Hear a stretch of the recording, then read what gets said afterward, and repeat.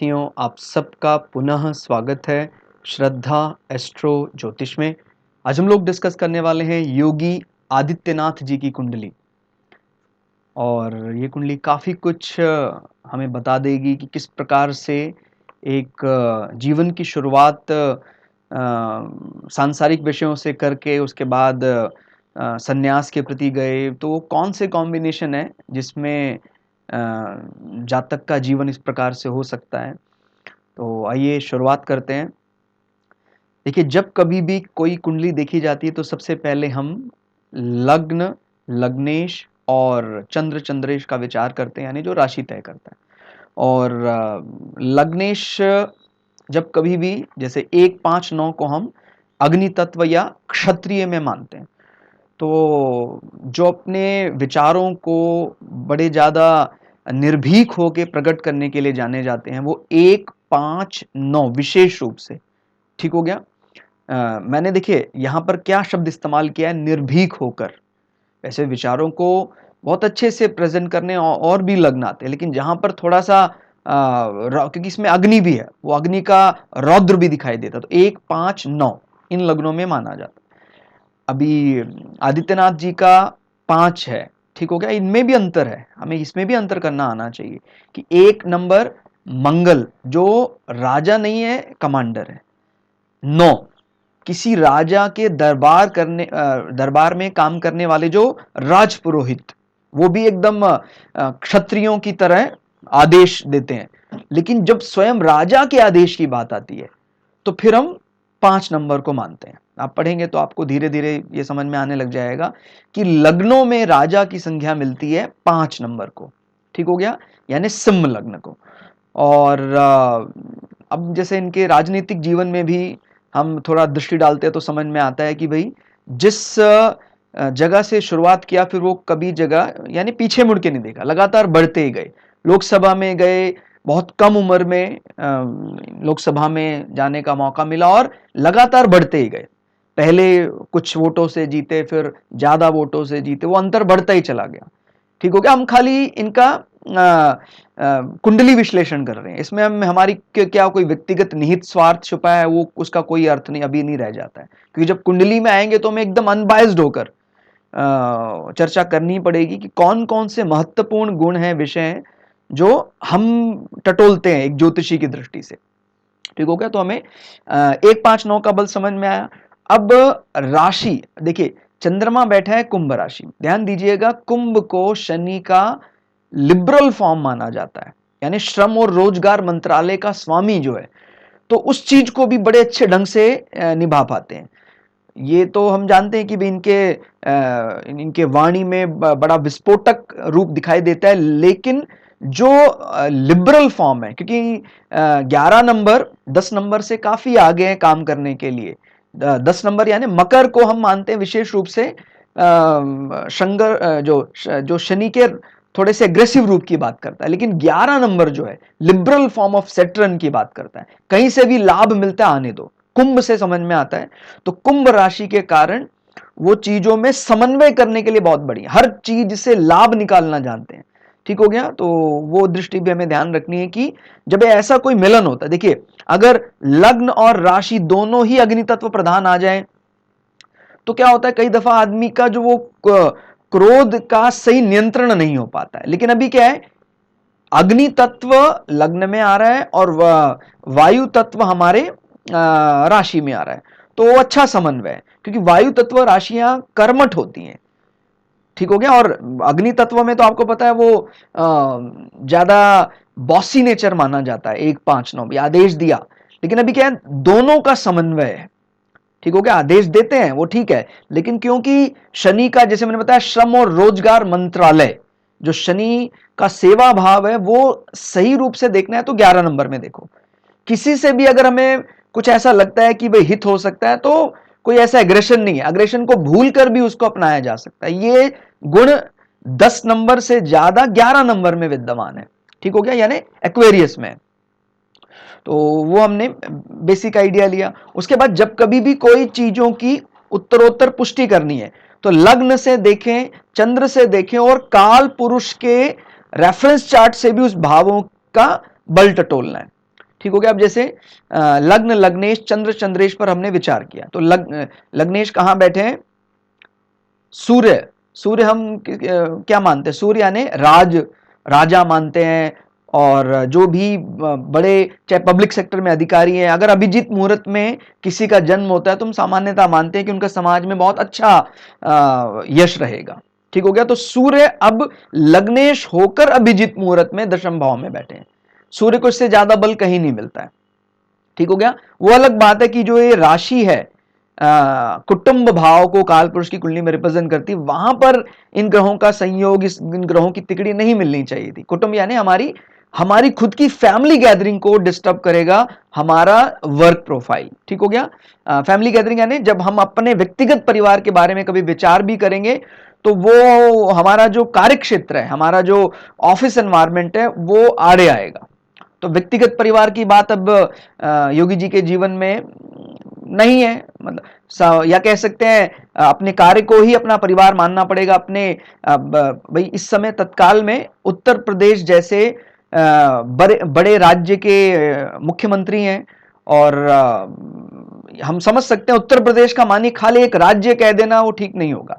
जब भी हम उत्तर प्रदेश की बात करेंगे, ठीक हो गया, तो क्योंकि वो कितने बड़े बाहुल्य पर वो कुंडली का जो राजयोग है वो प्रभाव दिखाता है, वो हमें देखना पड़ेगा कितना बली राज्य है।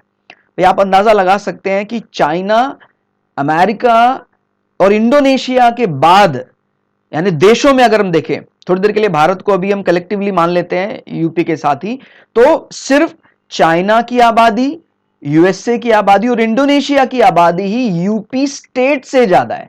माने इसको आप समझे, विश्व के चौथे सबसे बड़े देश में यूपी आ सकता है। तो इतनी बड़ी आबादी पर जहां कब्जा है, माने कहां हम 140 करोड़ की बात कर रहे हैं चाइना, उसके बाद हम 34 से 35 करोड़ की बात कर रहे हैं यूएसए, और लगभग 28 करोड़ की बात कर रहे हैं इंडोनेशिया। यूपी 24 से 25 करोड़ आबादी, यानी इस धरती की बहुत बड़ी आबादी के मुखिया के रूप में वो राजयोग अप्लाई हो रहा है, तो हम उसको छोटा राजयोग नहीं मान सकते हैं, बहुत बड़ा राजयोग है। ठीक हो गया। और परिवार से अलग किया, क्योंकि देखिए मोक्ष त्रिकोण में सबसे बली माना जाता है हमारा 12वां भाव, और डिपार्चर ऑफ सोल के लिए जाना जाता है, गुरु आश्रम के लिए जाना जाता है। तो केतु ने भी यहां बैठकर हमारे चतुर्थ भाव को भी प्रभावित किया है, और अपनी नवी दृष्टि से हमारे अष्टम भाव को भी, यानी 4, 8, 12 में केतु, जिसको अवधूत या डिटैचमेंट प्लैनेट बोलते हैं, उसका प्रभाव है। तो इस प्रकार के बैरागियों के साथ, अवधूत लोगों के साथ इनका जीवन में चतुर्थ भाव यानी मां का भी जो पार्ट है वो कहीं ना कहीं अवधूत या ऋषियों से रिप्लेस किया गया। और काल पुरुष की कुंडली में कर्क राशि पड़ता है, मां को जो रिप्रेजेंट करता है, वहां केतु बैठा है ना, डिटैचमेंट, मां से दूरी की बात करना। ठीक हो गया। तो ये भी हमें ध्यान रखना है, केतु जैसा प्लैनेट जो मोक्ष कारक माना जाता है, वो मोक्ष भावों से संबंध बना रहा है, बहुत ये अच्छा माना जाएगा। एक सन्यासी की दृष्टि से ये अच्छा कॉम्बिनेशन। और क्या चीज इसमें देखने वाली है, ये ध्यान रखिएगा, सूर्य वैसे भी कभी भी किसी के चार्ट में भी, आप अपने चार्ट में देखिएगा, अगर अभिजीत का बल लेकर है और सूर्य के पास अच्छी रिस्पॉन्सिबिलिटी है चार्ट में, अभी ये तो क्या है, वो तो लग्नेश ही बना हुआ है, तो निश्चित रूप से हम पब्लिक सेक्टर में या राज्य के बड़े अधिकारी हो सकते हैं। ठीक हो गया। स्वयं राजा हो सकते हैं।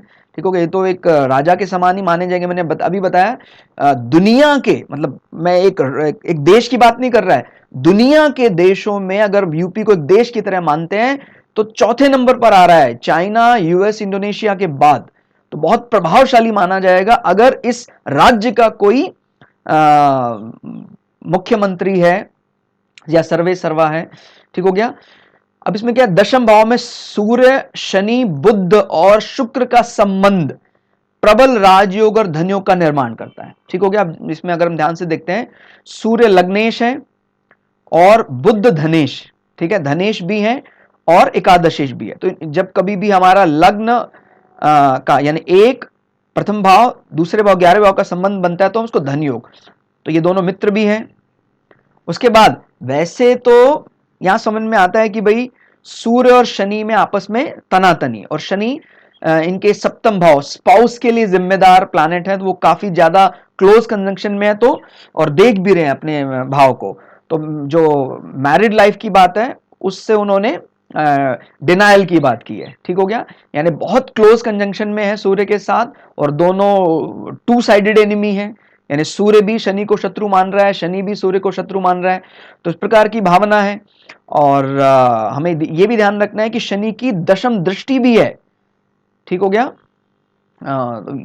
लेकिन फिर भी ये राजयोग है, सातवें भाव को इसने पार्टनर की दृष्टि से, ठीक है, पार्टनर यानी स्पाउस की दृष्टि से कमी रखी है, लेकिन राजयोग का मान्य उससे संबंधित विषयों का यश, क्योंकि सूर्य प्रथम भाव यानी लग्नेश है और शनि सप्तमेश है, तो इन दोनों का मिलन क्या माना जाता है? राजयोग माना जाता है, ठीक हो गया। तो जब अभिजित मुहूर्त में बलि सूर्य कई प्रकार के राजयोग बना रहा है तो निश्चित रूप से वो बहुत अच्छा माना जाएगा, ठीक हो गया। और इसमें जो मैंने बात बोली, अगर आप ध्यान से देखें, बुध और वक्री शुक्र एक दूसरे के परिवर्तन योग में है, इसका भी पूरा पूरा फायदा मिल रहा है। मतलब माने हम ऐसा भी समझ सकते हैं, अगर शुक्र को यहां देखते हैं बैठा हुआ, तो शुक्र क्या है? दशमेश भी है, ठीक हो गया। यानी दशम भाव का स्वामी अपने घर जैसा बैठा हुआ है, बहुत बढ़िया हो गया।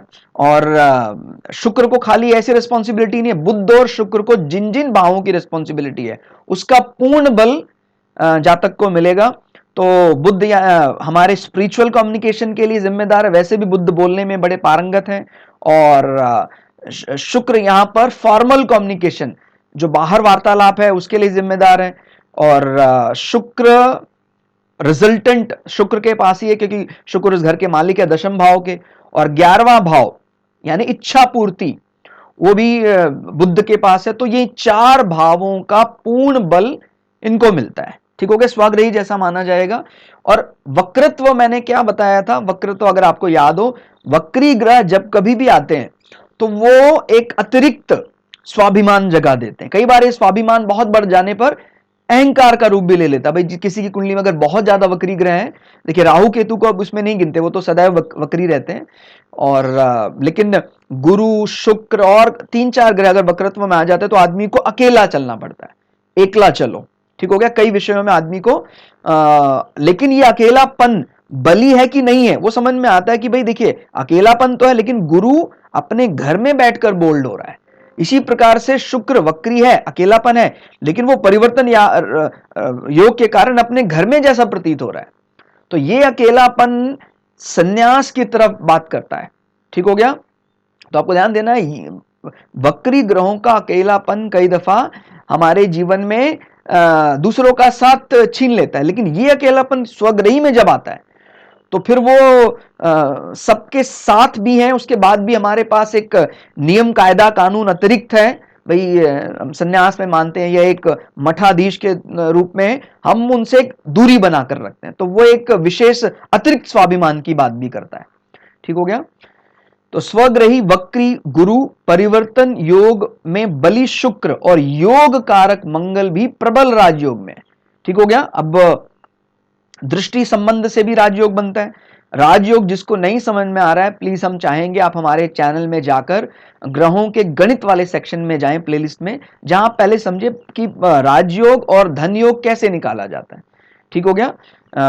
अब जैसे गुरु है वो पंचमेश है, और मंगल नवमेश भी है, और चतुर्थेश भी है, यानी केंद्र एज वेल एज लक्ष्मी दोनों का जो मालिक है वो योग कारक बन जाता है। अब जब मंगल जैसा योग कारक प्लैनेट इच्छा पूर्ति भाव में बैठा हुआ है तो बहुत बढ़िया है वो। और गुरु और मंगल का मिलन प्रबल राजयोग बना रहा है इच्छा पूर्ति भाव में, ठीक हो गया। और इसमें जब तप का भाव भी इन्वॉल्व हो रहा है, जिसको हम बोलते हैं ना पूर्व पुण्यों का भाव, पंचम भाव। तो वहां का स्वामी अपने घर में बैठा है, वो सीधा इच्छा पूर्ति में बड़ी मजबूत होकर दृष्टि डाल रहा है, ठीक हो गया। तो गुरु और मंगल का मिलन माने गुरु ने मंगल यानी हमारे शौर्य को चलना सिखाया कि भाई शौर्य से तो चलना है लेकिन उसका दुरुपयोग करने से बचना है। इसी प्रकार से दो गुरुओं का मिलन, एक दैत्य गुरु और एक देव गुरु, ये भी वैसे तो एक शुक्र जो है माने गुरु जो है शुक्र को पसंद नहीं करते हैं, शुक्र तो गुरु की राशि में खूब एंजॉय करते हैं।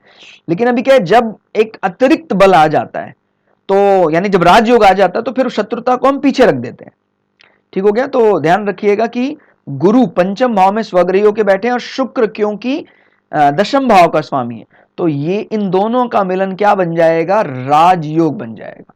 तो कई राजयोग इन्हीं भावों में बन गए।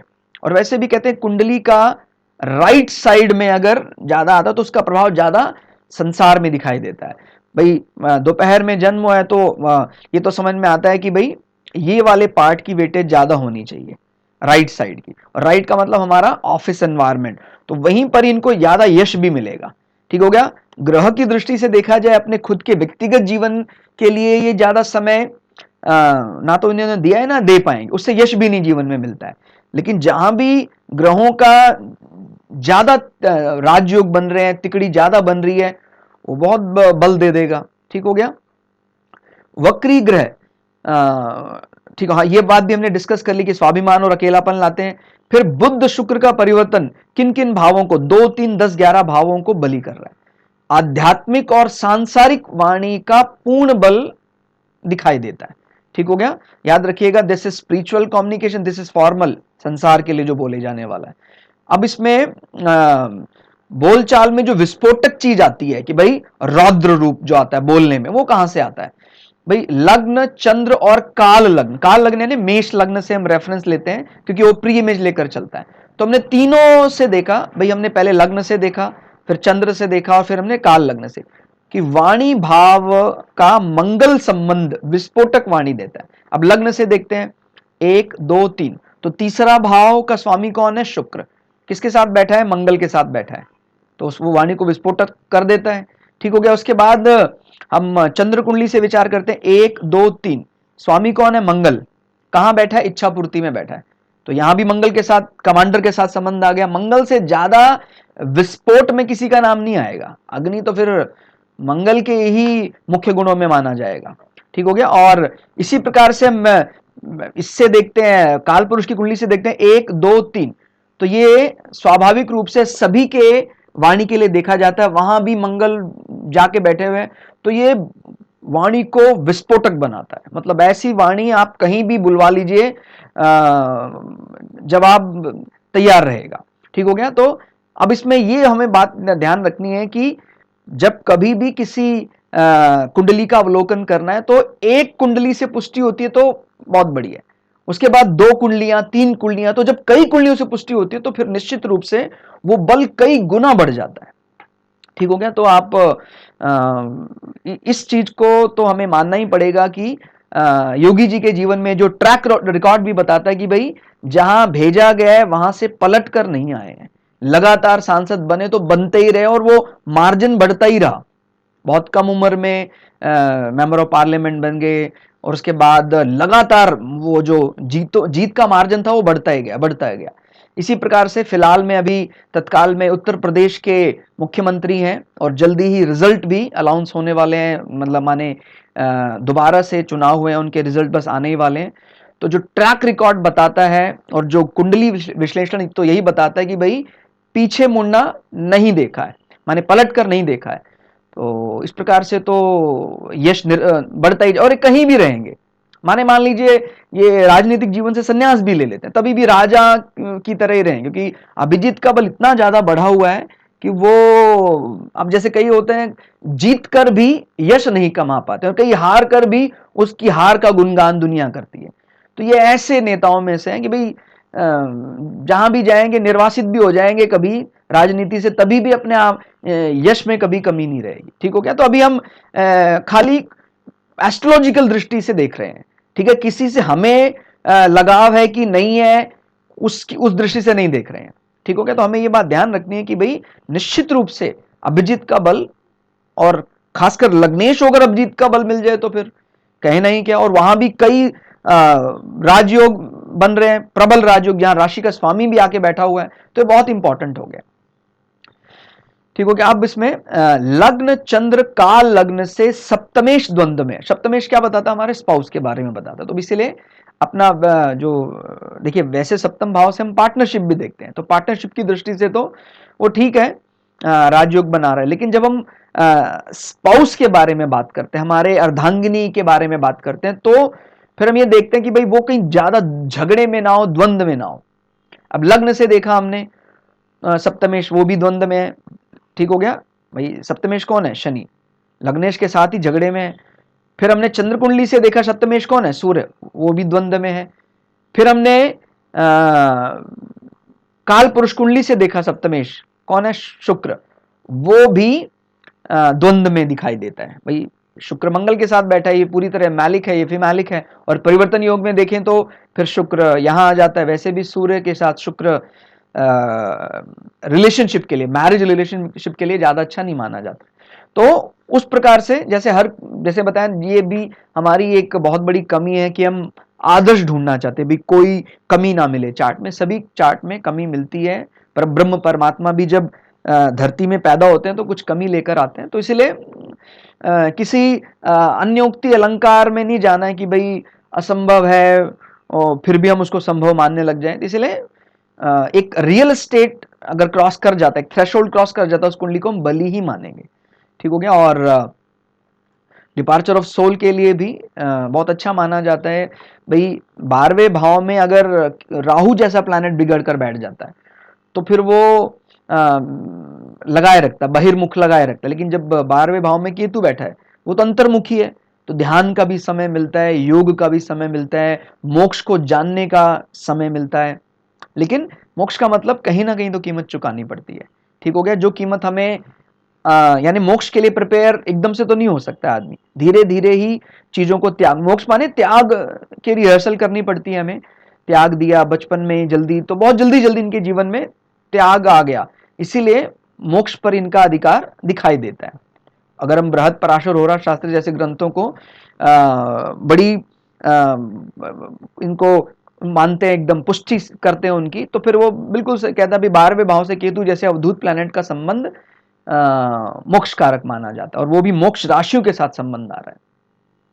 तो ये हमने योगी आदित्यनाथ जी का कुंडली विश्लेषण करने का प्रयास किया। त्रुटि तो देखिए, जैसे सभी गलतियों के पुतले हैं, मैं भी गलतियां करता हूं, तो त्रुटि होना तो स्वाभाविक है। फिर भी हमने कोशिश की कि त्रुटियां कम से कम हो। आपको क्लास कैसी लगी कमेंट करके जरूर बताइएगा। मिलते हैं अगली क्लास में, तब तक के लिए जय श्री भगु पराशरा, जय श्री शुक्राचार्य, नमस्कार।